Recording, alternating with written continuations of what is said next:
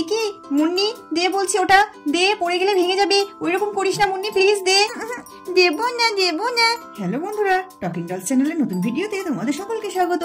আজকে মধু গিফটের বক্স খুলবে, তাই স্কিপ না করে সম্পূর্ণ ভিডিওটি দেখতে হবে। মধুর গিফট বক্সে কি আছে তো এসো বন্ধুরা, মধু কি বলছে আমরা শুনে নিই। বাপরে, কি যে গিফট পাঠিয়েছে কে জানে।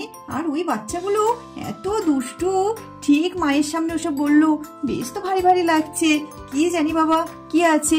এদিকে মধুর কথা শেষ হতে না হতে ওদিকে পুটি, মুন্নি আর শিরিন সোফার পিছন দিয়ে গুটি গুটি পায়ে আসছে।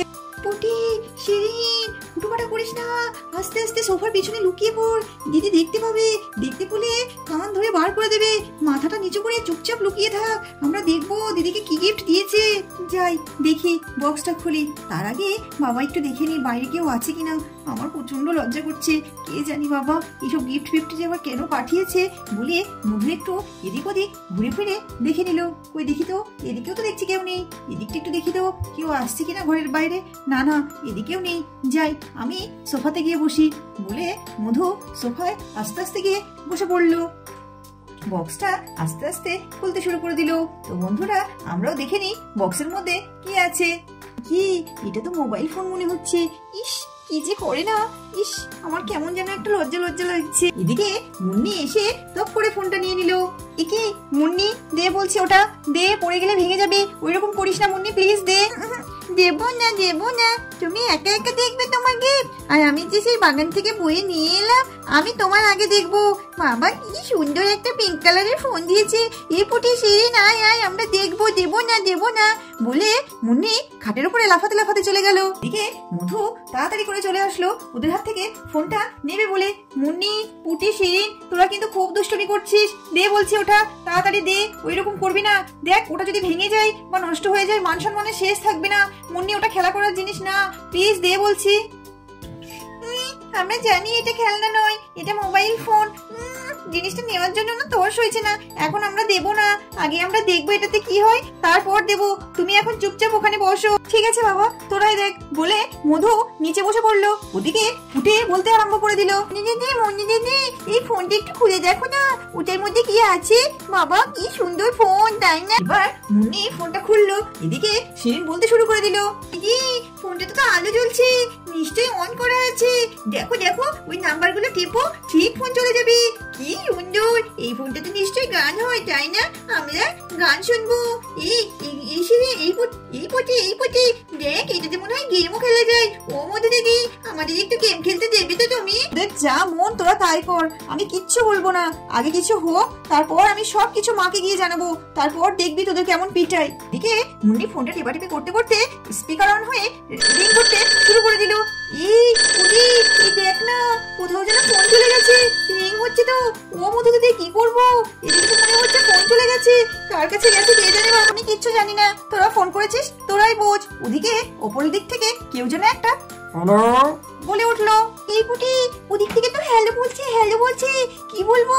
আরে মুন্নি দিদি তুমিও হ্যালো বলো না, যে হয় হবে, কথা বলো না।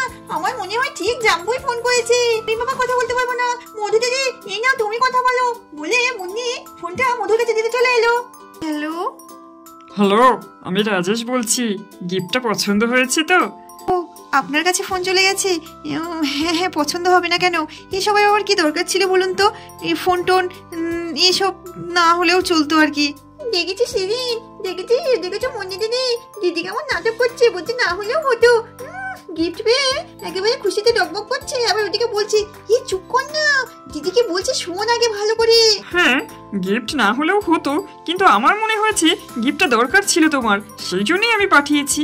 আচ্ছা ঠিক আছে, সেটা নাই পাঠিয়েছেন, পছন্দও হয়েছে। তো আরে বাবা, লজ্জা পাচ্ছ কেন এত কথা বলতে?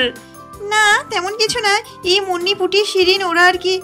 ও বুঝতে পেরেছি, ওই দুষ্টগুলো সব তোমার কাছে বসে আছে তাই তো? আচ্ছা ঠিক আছে, আমি যে জরুরি কথা বলার জন্য তোমাকে ফোনটা করলাম সেটা আগে শুনে নাও। আরে ওই যে আমার বান্ধবী আসার কথা ছিল না, ও গতকাল আসছে, তো ওকে রিসিভ করতে যেতে হবে, তো তোমাকেও আমি নিয়ে যেতাম আর কি, ওকে সারপ্রাইজ দেবো বলে।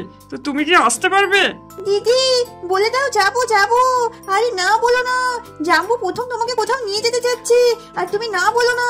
আচ্ছা চেষ্টা করে দেখবো, দেখি বাড়ির বড়দের সঙ্গে কথা বলতে হবে তারপর। আরে চেষ্টা নয়, তুমি আসার চেষ্টা করবে অবশ্যই। পুটি লাফাতে লাফাতে চলে আসলো আর জোরে জোরে বলতে শুরু করে দিল, দিদি একা যাবে না, আমরাও যাবো তোমাদের সঙ্গে। এটা ভেবো না দিদিকে একা একা ছেড়ে দেবো তোমার সঙ্গে, আমরা দিদির বডিগার্ড, আমরাও যাবো। দিদিকে একা একা নিয়ে যাবে, আমাদের নিয়ে যাবে না, তাই না? আমরা সব শুনতে পেয়েছি। আচ্ছা ঠিক আছে ঠিক আছে, তোমরাও এসো, তোমরাও তো আমার গার্লফ্রেন্ড, লিটল গার্লফ্রেন্ড সব।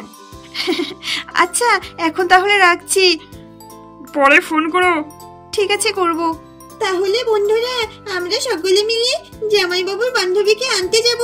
তো আমাদের পরিবারে একটা নতুন সদস্য যোগ হচ্ছে। জামাইবাবুর বান্ধবীটা কেমন দেখতে, কিরকম, তার স্বভাব কেমন, এসব দেখতে হলে অবশ্যই আমাদের টকিং ডলস চ্যানেলটিকে সাবস্ক্রাইব করতে হবে। আর সবার আগে ভিডিও পেতে পাশে থাকা বেল আইকনটি প্রেস করে দিতে হবে। আর হ্যাঁ, আমাদের ভিডিওগুলি ভালো লাগলে অবশ্যই লাইক করবে। আর কি কি ভিডিও দেখতে চাও তার জন্য অবশ্যই কমেন্ট করে জানাবে। সবাই ভালো থাকবে, সুস্থ থাকবে, দেখা হবে পরবর্তী ভিডিওতে।